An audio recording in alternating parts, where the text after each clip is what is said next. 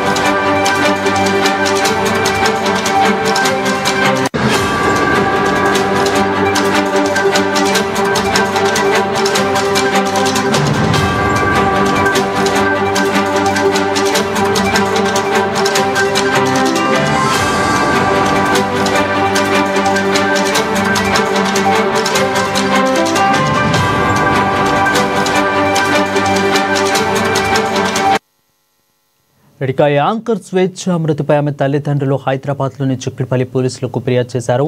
స్వేచ్ఛ మృతిపై అనుమానాలు ఉన్నాయని తెలిపారు. తన కూతురు మృతికి కారణం పూర్ణచంద్రే అంటూ తల్లిదండ్రులు ఫిర్యాదు చేశారు. కేసు నమోదు చేసుకున్న పోలీసులు దర్యాప్తు చేస్తున్నారు. పోస్టుమార్టం కోసం స్వేచ్ఛ మృతదేహాన్ని ఇప్పటికే గాంధీ ఆసుపత్రికి మార్చురీకి తరలించారు. పోస్టుమార్టం పూర్తి కావడంతో ఆమె మృతదేహాన్ని రామ్నగర్లోని పార్సీగుట్టలోని స్వేచ్ఛ నివాసానికి తరలిస్తున్నారు. స్వేచ్ఛ నేత్రాలను ఆమె తల్లిదండ్రులు డొనేట్ చేయడానికి ఒప్పుకున్నారు. రామ్నగర్ పార్సీగుట్టలోని శ్మశాన వాటికలో స్వేచ్ఛ అంత్యక్రియలు నిర్వహించనున్నారు.